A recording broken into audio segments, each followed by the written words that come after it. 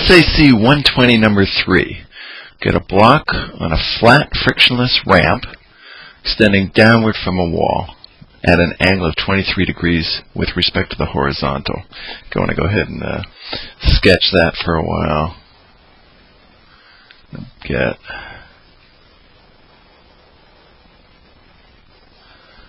downward away from a wall. So here's, I'll make that a wall. This is just a sketch, not my free body diagram. Put a ramp on there. It's flat, but not horizontal. In fact, it makes an angle. I'll call it theta of 23.0 degrees with respect to the horizontal. So this horizontal floor here. Again, we got a block on there.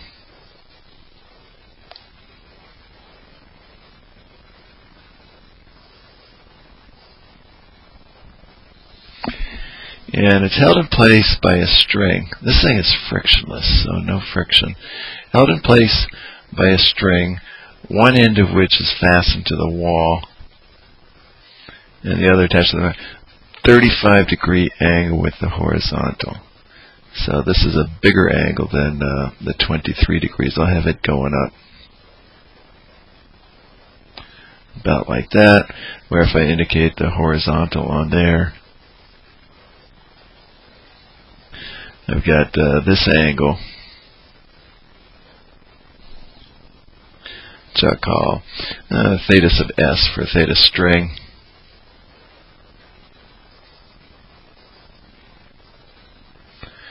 And it's equal to 35 degrees.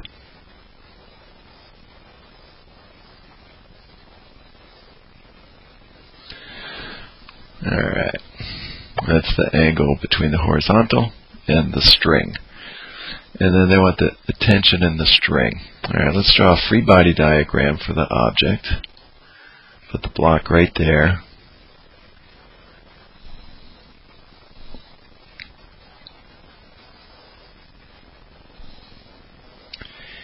And if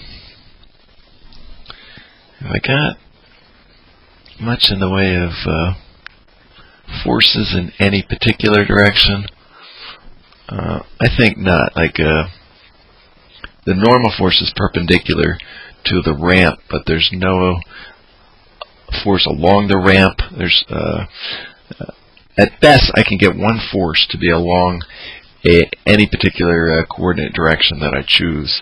I think I've got that block tilted too much. I'm going to redraw that a little bit. So gunning for about a 23-degree angle. But the point is, there's no advantage to calling down the ramp direction, for instance, the x direction. So I'm going to call to the right my x direction.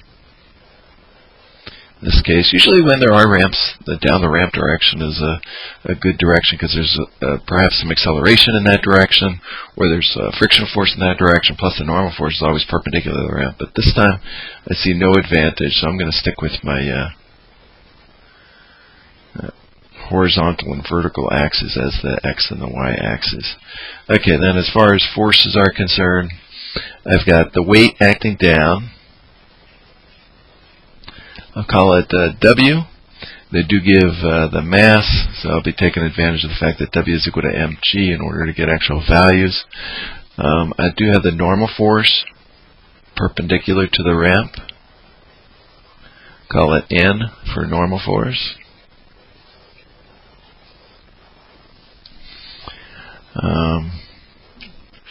That's going to be, this angle in here would be 23 degrees. We'll see what's convenient for drawing the angles. I get the force of the string acting up on the block. I think I'll just call that T for tension, the tension in the string. And I think that covers it. I got the string is touching, I got that covered. The ramp is touching it, only applying a normal force because they said it's frictionless. I got that covered. And then that's all that's touching it. The one force that can be exerted on it without touching it is the weight force. I think I will indicate some angles on this free body diagram. So if that's the horizontal, this angle in here is my theta sub s, which is 35.0 degrees, and this angle in here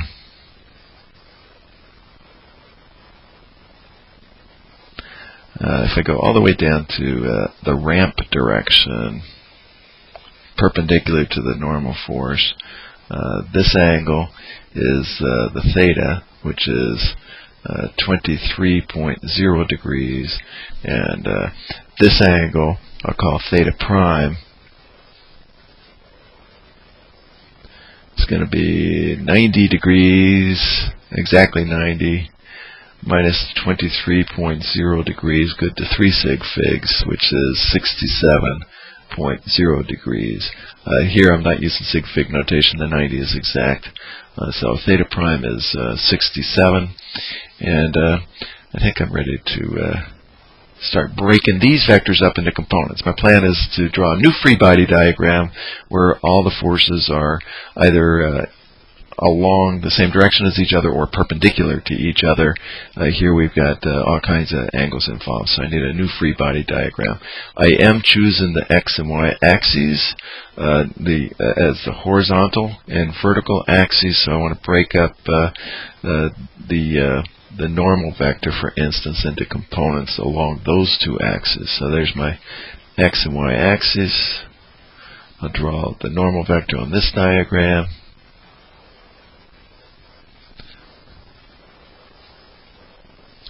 It's got an x component. I'll call it n sub x. Might as well label these axes. Call it the x direction. This is the y direction. And the y component I'll call n sub y. And then breaking that into components, I'll have, let's see, this is my theta prime, which is at 67.0 degrees, which you can see in the original free body diagram. It's this angle right there. Then nx over n, I'm going to label the n over here, and so don't have it all duplicated. I'll take it off of there. But nx over n is equal to the cosine of theta prime, multiplying both sides by n. I got nx is n cosine of theta prime, where theta prime is that 67 degrees, and ny is the opposite to angle theta prime. So ny over n is the sine of theta prime, or multiplying both sides by n. Ny is n times the sine of theta prime. I don't know what n is, so I don't want to plug in any values, but keep in mind in both cases theta prime is the 67.0 degrees indicated in the diagram. Okay, now I've got to break the tension up into its components. Go ahead and draw vector component diagram for it. Call that, I think I'll move it over here a little bit, give myself a little more room. Call that the y direction. There's the x direction. And t itself is up in this direction at theta is equal to 35.0 degrees. So labeling that t, tx would be right here, and ty extended from there straight up.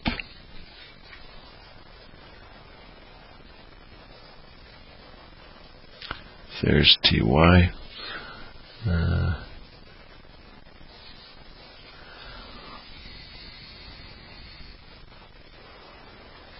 And tx is right there. So in this picture, tx is the adjacent to the angle theta. So tx over t is the cosine of theta. Multiplying both sides by t, I get tx is t times the cosine of theta. And ty divided by t would be equal to the sine of theta. It's opposite over hypotenuse. And so ty multiplied both sides by ty is t times the sine of theta. Recognizing that for both of these, theta is 35 degrees. I don't know what t is, so I'm not going to substitute any values until I can substitute all of them. So now my new free body diagram for this object is going to look like this. I have the object, draw it tilted at its 23 degrees with respect to the horizontal. I'll indicate, let's see, tx, probably not a bad idea to emphasize that that's the magnitude of tx, but the tx itself is to the left. I'm going to draw that a little bit more purely to the left. So I got tx, which is t cosine of theta in magnitude, leftward in direction. Ty I'll stick on there.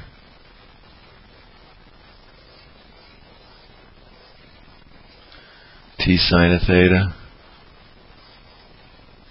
See the normal force, I got the y component. Just put that same direction as the ty, ny, however, is n sine of theta prime. And I got the weight acting down. And I think that's it. I had tension, normal force, x component, one more. So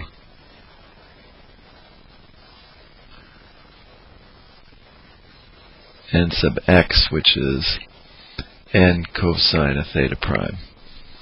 See if that's all there is. There were 1, 2, 3 forces.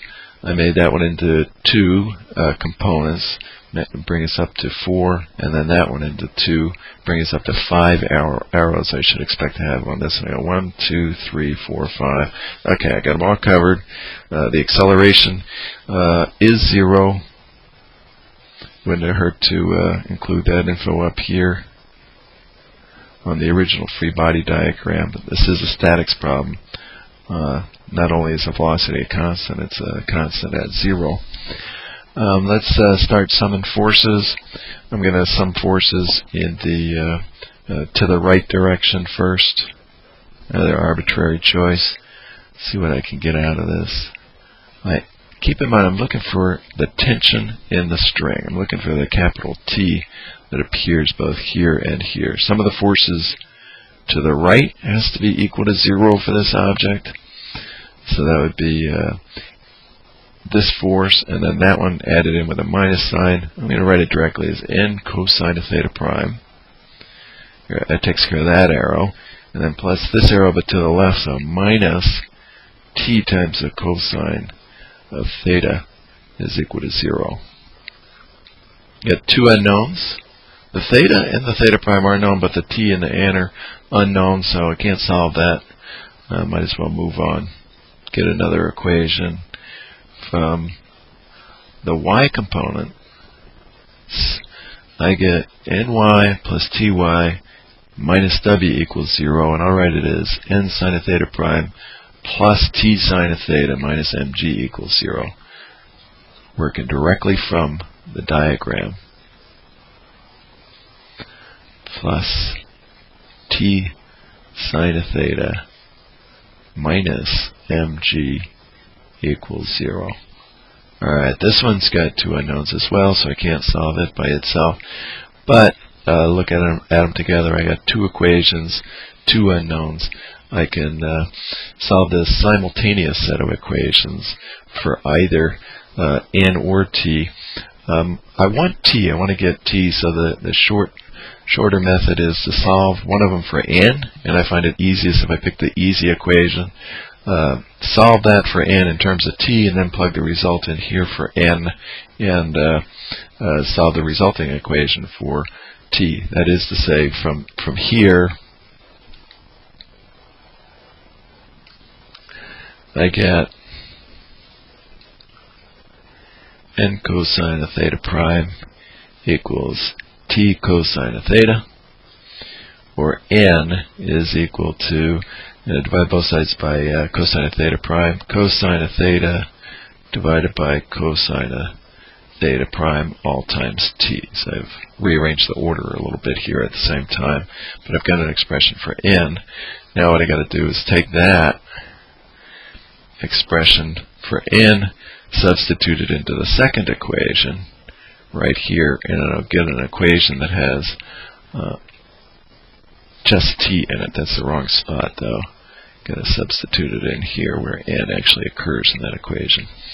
Okay, so I'll have cosine of theta over cosine of theta prime times the sine of theta prime times t plus the sine of theta times t minus mg equals 0.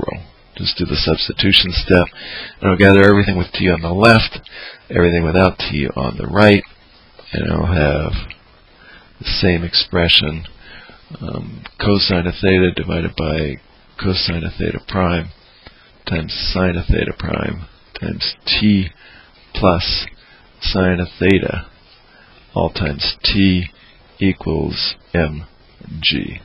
I think I'll put some parentheses around here, make sure people don't think that I'm taking like the sine of theta t. It's the sine of theta all times t instead.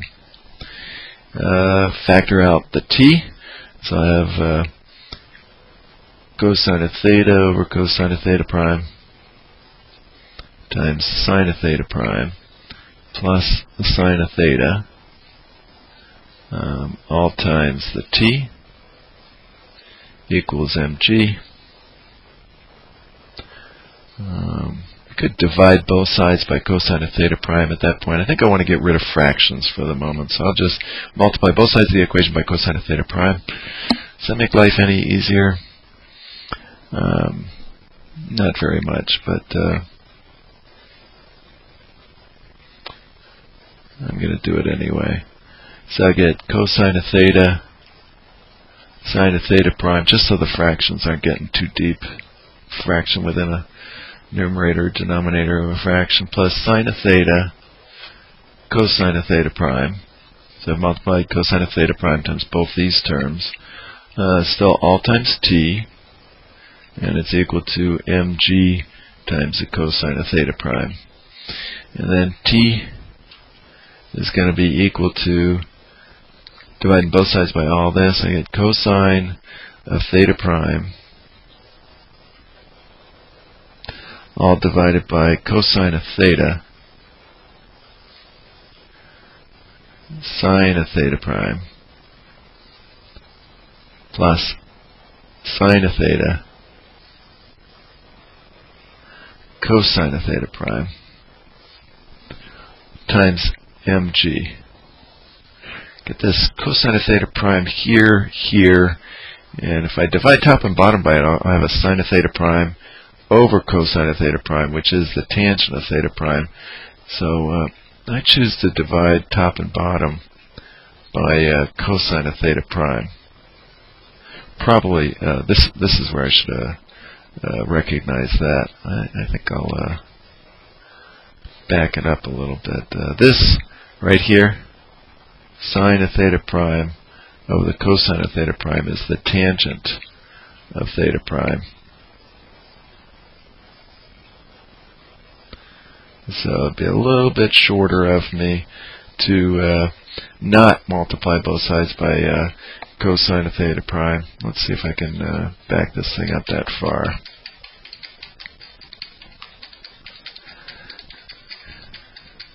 Nope, I'm going to have to do some erasing. I'm going to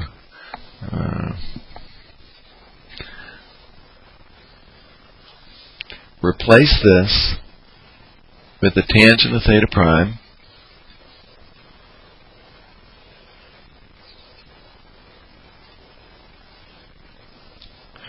So I'll have cosine of theta times tangent of theta prime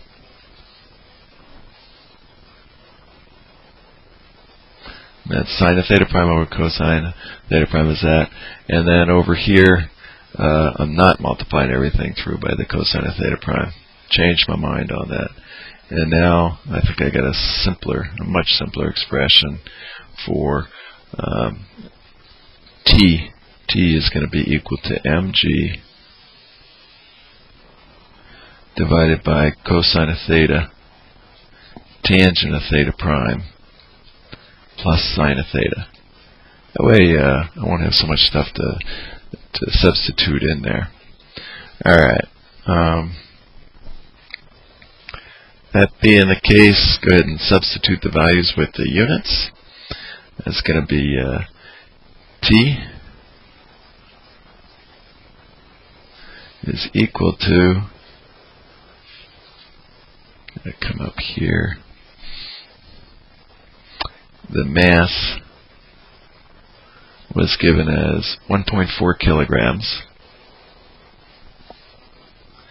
So 1.40 kilograms times 9.80 newtons per kilogram.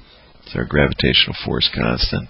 And then all divided by cosine of, I think that's 35 degrees. Let's see. Theta is 35 degrees, theta prime 67. 35 degrees times the tangent of 67.0 degrees. That's a 0.0 as well. We had it to 3 sig figs. And then plus the sine of that 35.0 degrees. Plug that into the calculator. I get T is 5.4806 newtons, which rounds off to 3 sig figs to 5.48 newtons. And that wraps up SAC 120, problem number 3.